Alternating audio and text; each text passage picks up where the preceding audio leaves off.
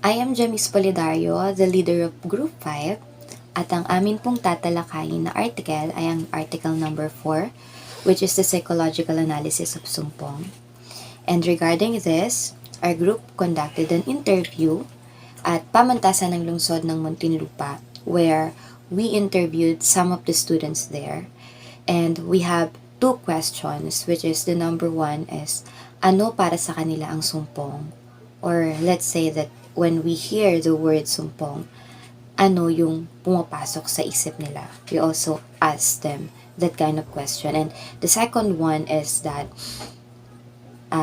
we ask them kung ano-ano yung mga karanasan nila ukol sa sumpong.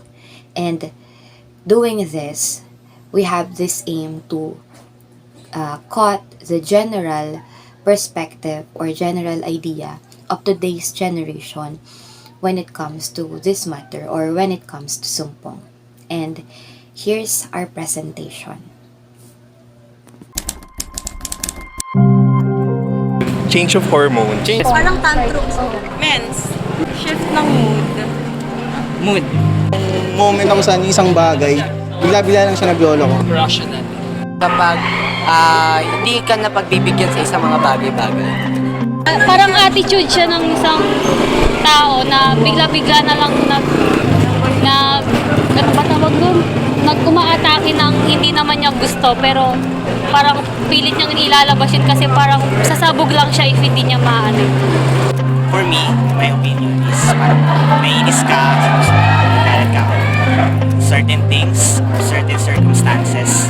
So, as a student, teacher, ang sumpong ay yung mga biglaang behavior na parang nagtitrigger sa bata.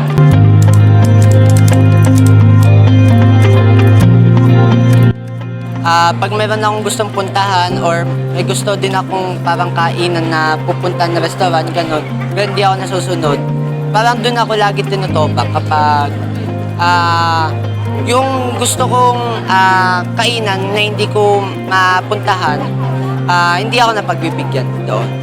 Pag wala namang reason pero bigla ka na lang may inis na walang dahilan, ganun. Like bigla ka na lang mananahimik tas wala ka na bigla sa mood, ganun. Kunwari, doon sa remote, kadalasan, pagka alam mo namang bagong palit ng battery, ganyan, maayos, tapos bigla kami, di na gani pagpindot. Kunwari, pukpok mo sa tao, ganyan, ampas mo sa kanya. Kagana, di ba? Kasi yun yung natin, yun yung mapasok sa isip ng mga Pilipino. Laging mahampas. Minsan, pag sa battery, sa cellphone pala, hihipan mo yung butas niya para gumana pag may sinusumpong. Parang mostly din po kasi nangyayari siya sa mga bata. Parang kunyari, wala po sila, ay parang di nila nakuha yung gusto nila, tapos mag-anos na sa nila. So magsusumpong, parang susumpungin po sila para yung gusto nila makukuha. Na for example, sa room kasi minsan hindi na bago sa amin yung mga sumpong-sumpong na yan. Yung sa students namin na syempre yung mga kaka-open lang ng kaka-start lang ng classes, hindi pa masyadong yung mga bata, kaya parang naghahanap pa ng magulang, kaya sa school, sa room, umiiyak.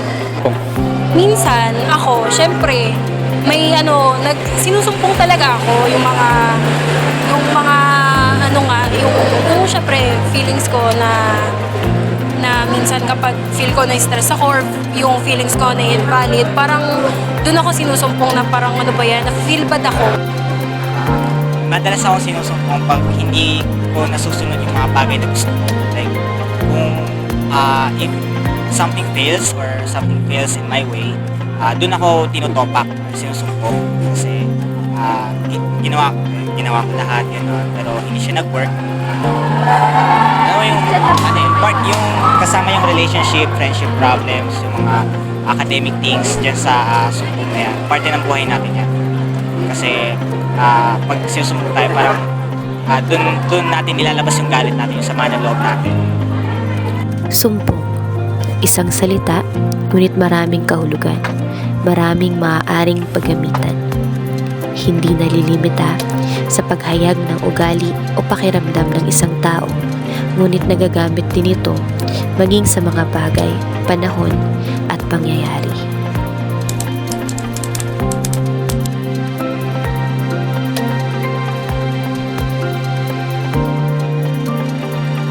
insights during our interview with the Philmon students, may iba't ibang perspective at karanasan sila sa salitang sumpong. In a way na nangingibabaw sa kanila yung temporary and spontaneous pero often and unexplainable na pangyayari sa kanila, at mostly sila ay nag-base sa kanilang behavior na kung saan dito masasabi nila na sila ay nakaranas ng sumpong. Pumasok dito ang change from usual behavior nila at yung burst na hindi nag-last for a lifetime. Before we conduct interview, the word sumpong for me is karaniwang sakit na nararamdaman ng tao. For example, for my experience, sinusumpong naman ako ng acid ko, like mga sakit na maaaring sumumpong sa tao. And when we interview goes by, I observe na halos lahat sila, the way nila describe the word sumpong is based on their experience, like behavior nila about the sumpong.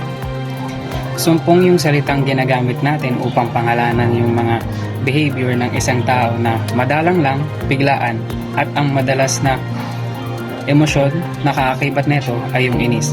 Maraming ibig sabihin ang salitang sumpong. Pwedeng gamit, tao, panahon, at sakit. Sa mga bawat tao na interview namin, ang salitang sumpong para sa kanila ay ugali na bigla na lang umaatake. Marami sa atin hindi may paliwanag ang totoong ibig sabihin ng sumpong. Pero ang sumpong na tumatatak sa bawat tao ay ugaling hindi maintindihan. For me, ang sumpong is hindi siya madaling i-explain or sabihin na ano sa'yo ang sumpong. But for me, yung sumpong ay yun yung mga pag-uugali, traits or characteristics ng mga tao na lahat nakaka-experience na.